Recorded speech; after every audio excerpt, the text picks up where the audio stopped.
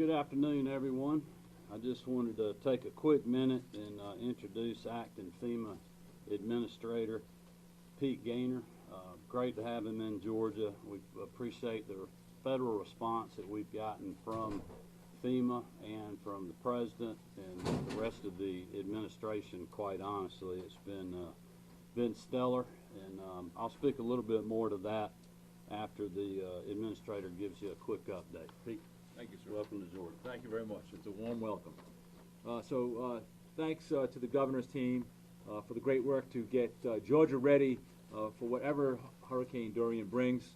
I know it's been a slow mover. I think at FEMA we're counting day 12 and still have some days in front of us. This response, not only in Georgia but across Florida, South Carolina, North Carolina, and probably into Virginia, is a whole of government response. Storms like this are locally executed, state managed, and federally supported. And the most important part is with individuals that are prepared. If all that is working, it really turns into a great response. Dorian moves closer, dangerously close to the Georgia coast through the night. It's important to stay vigilant and heed the warnings of your local officials. There are tropical storm warnings and hurricane watches posted right now.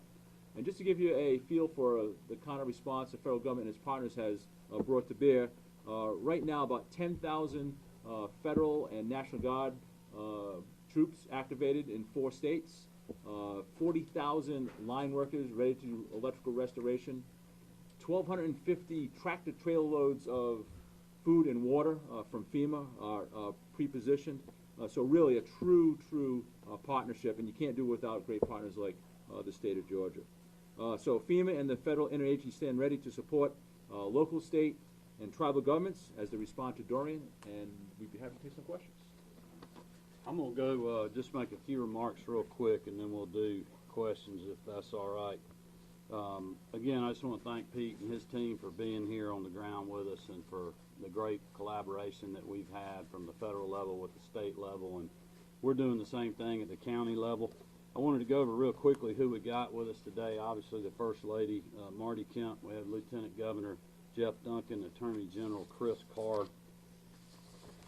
our Agriculture Commissioner Gary Black, GEMA Director Homer Bryson, our State Meteorologist Will Langston, Commissioner Mark Williams, Department of Natural Resources, Georgia Department of Transportation Commissioner Russell McMurray, Georgia Department of Defense Adjunct General Tom Carden, Insurance and Fire Safety Commissioner General John King, and Department of Public Safety Commissioner Colonel Mark McDonough. In addition to all the GEMA officials deployed along the coast to provide assistance, we also have regional field reps from the governor's office on the ground as well. They are there to support GEMA and the locals that are on the ground, giving us feedback as the storm continues to roll into Georgia. As you all know, the National Weather Service latest projections show that Hurricane Dorian nudged slightly west with significant rain bands and strong winds moving into our coastal counties. We're seeing that right now. Bryan, Camden, Chatham, Glenn, Liberty, and McIntosh counties remained under a tropical storm warning as well as a storm surge warning. Brantley and East Charlton County as well as Wayne County are now under tropical storm warnings based on the new projections that we have this morning. We are getting reports of downed trees already in Glenn and Wayne County, which obviously that can be dangerous if you're still in your home with a tree falling on your home, knocking down power lines. So we urge citizens to be on the lookout or be cognizant of that. Serious concerns remain that we will see damaging and life-threatening surf with a coastal surge of 3 to 5 feet. We expect a high tide between now and 3 p.m., which could significantly worsen flooding.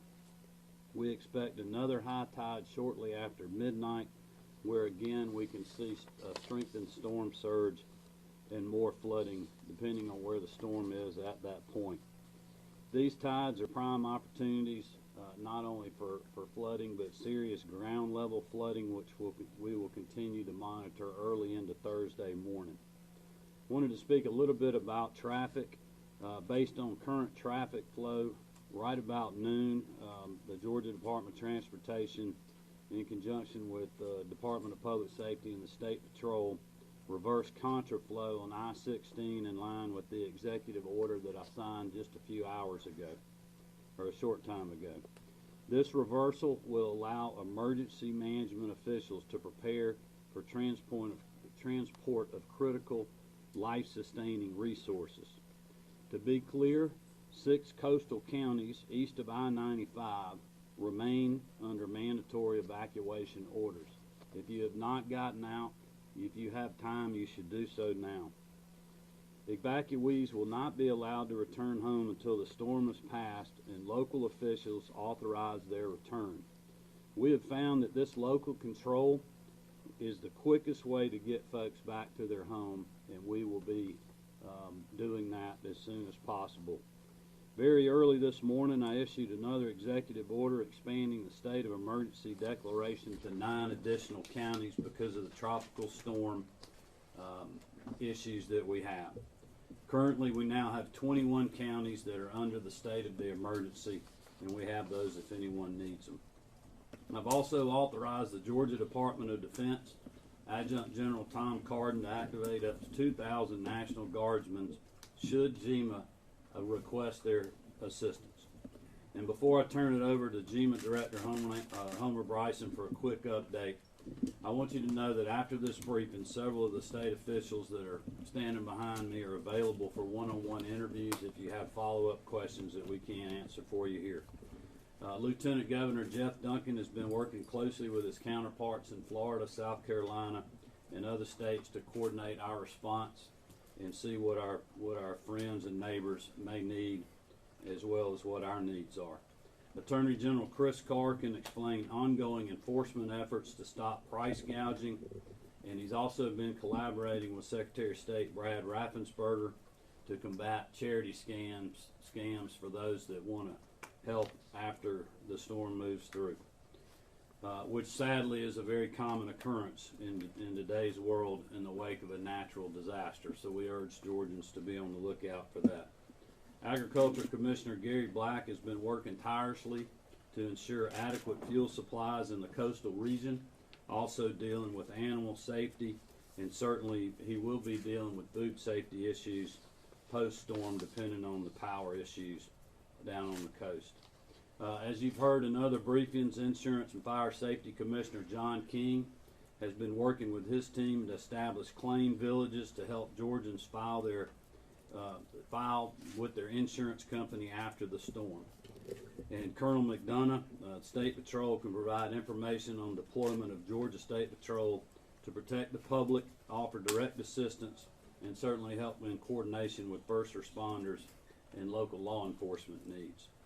And Marty would be mad at me if I didn't remind you that everyone affected by this storm that needs it, there are several resources there for families who have pets that need to evacuate or still need to do that, including our Georgia State Parks, which Georgia Department of Natural Resources Commissioner Mark Williams oversees, where you're allowed to bring your pet to stay with you at any location free of charge until the storm passes.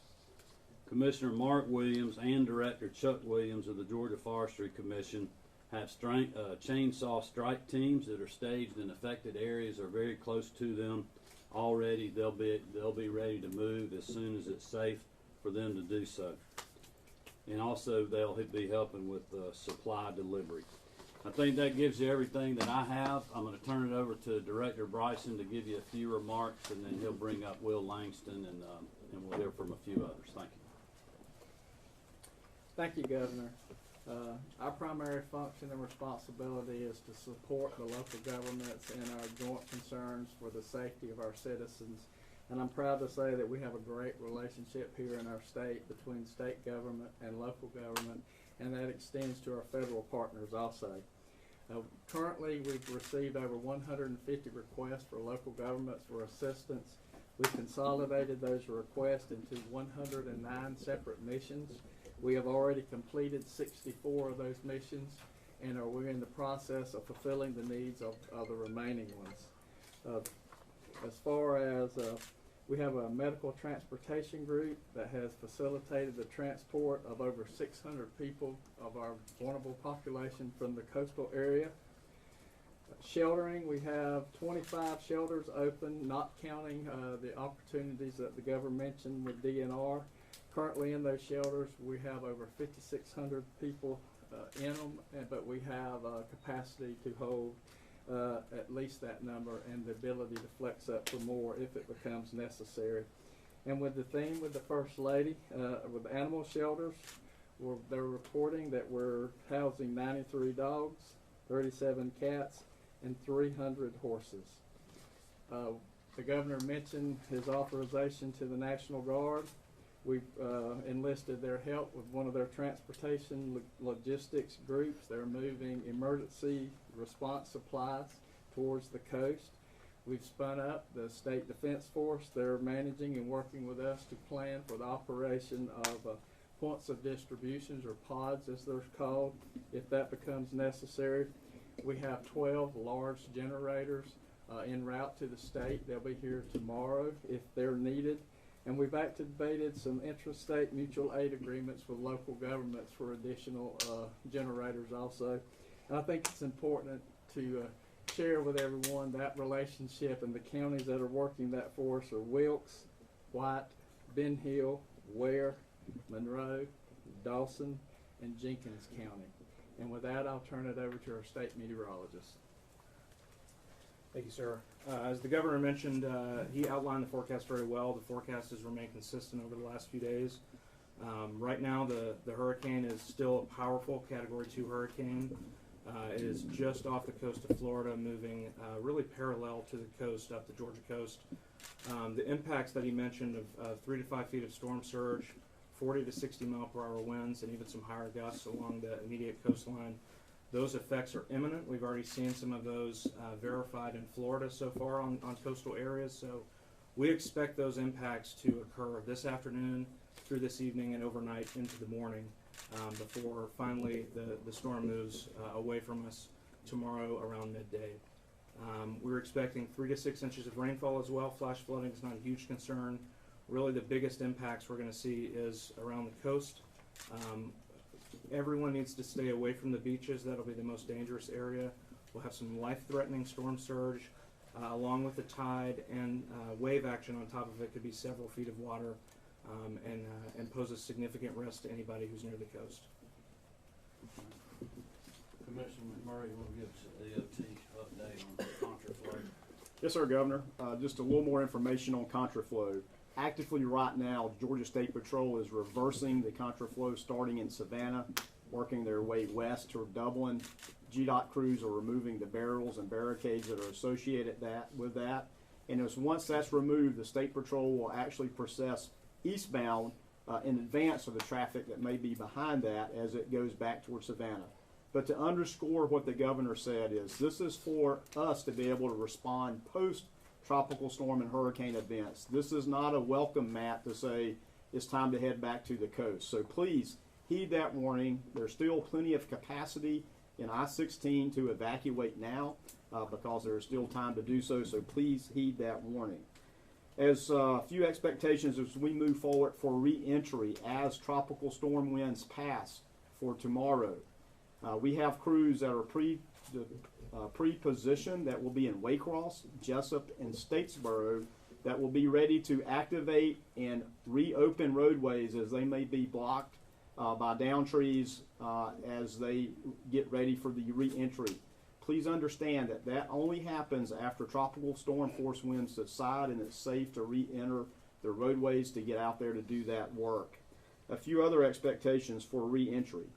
We will focus first on the hurricane evacuation routes, sort of in reverse order.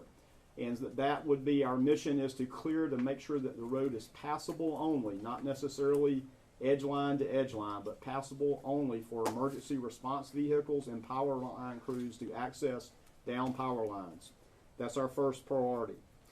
Secondly is a prioritization of inundation and potential flooding that happens.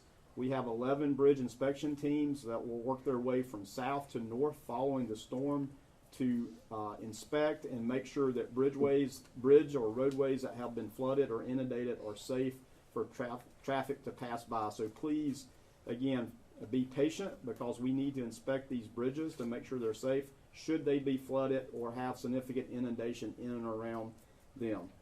Finally, safety first and foremost. As this storm passes and as we endure this storm, safety of our workers and all the emergency response people is first and foremost. So please be patient. Do not hit the roadways. As soon as you think it's clear, wait to hear from those local governments, your EMAs, and from GEMA to know when things are clear to be ready to respond back. So please keep that in mind, our workers' safety, so that they can do the job they need to do that makes it safe for you. Thank you. All right, I want to again thank Russell, DOT, and also Colonel McDonough and the State Patrol. They have sped up the time on contraflow in the last couple of years. I think it's 60–70% quicker now. So they're doing great work now. Great work in regards to that. And we'll turn it over to General Carden to talk about strategic deployment of resources. General. Yes, sir. Good afternoon. I'm Major General Tom Carden, your Adjutant General. We have currently, under the Governor's order and in discussion with Director Bryson, we've mobilized and deployed 1,300 soldiers and airmen of the Georgia National Guard. We've got another 700 soldiers and airmen on alert.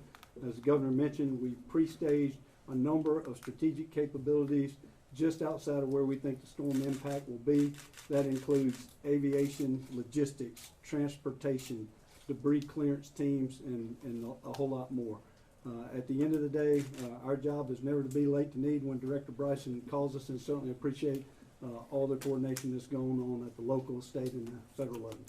Thank you, sir. All right, thank you, General. Again, let me thank Administrator Gaynor for being here in Georgia and for the great response we've had with FEMA, and we'll open it up for questions, really for anybody that's up here. Yes, ma'am. Governor, for the people who said, you know what, I'm just going to ride it out, I'm just going to stay despite all the warnings, is there a window of opportunity where even they have to wait for assistance, or even assistance will be cut off until after this one passes? Well, I think it'd be tough for me to answer that question, not being on the ground. It's going to depend on where you are on the coast. Homer may have more to add to that.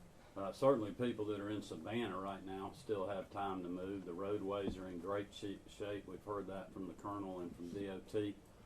So, if people want to move, they can. I would suggest that they do that. We're very worried, especially about the barrier islands getting cut off if we have these storm surges at the same time the hurricanes coming through, and when the high tides are. And if people, I've told folks over the last 2 days, you get cut off, we can't get medical assistance to you. But at some point, I realize people are not going to move. If they're not going to do that, they need to be in a strong part of their house. If they have large trees in their yards, watch out for down power lines, and be ready, because you potentially can lose power and water. Governor, you worried about mixed messages by opening 16 to eastbound traffic at the same time, telling folks? No, I'm not at all. As Russell mentioned, we're doing that now to make sure we can get emergency vehicles. The westbound traffic has been very light today, so even if we still have people leaving, they're not going to get in gridlock traffic. It's very easy for them to move. They can certainly speak to that. But what we want to do is, when this storm passes, we want to be able to get people moving, especially first responders, supplies and equipment in if needed, so we can have a just as fast response to the post-storm as you've seen pre-storm. There were some reports that some of the causeways going to barrier islands have been cut off. St. Simon's, Jekyll, I think were listed as possible. Do you have any update on whether those islands are still accessible, and any message on any update on those? I don't think that we have heard that We haven't yet. heard definitively. So we have not heard that. We were expecting that. I know we're getting into the high tide, I guess, right now, aren't we, Will? So that's certainly an option as the storm continues to move, but that could move too. That may move with the storm up the coast. That's what's been so hard to, as Pete mentioned earlier, this slow moving storm has been very hard to predict. But it is moving faster now. I think it's up to 9 miles an hour, which is not a whole lot, but it's a whole lot more than when it was sitting over the Bahamas. Governor, can you talk about the response from the local, state, and federal level leading up to today, and whether you think it's been much too soon, or how the declarations and things have enabled all the partners to get things ready? Well, I would hate to say it's been too much too soon.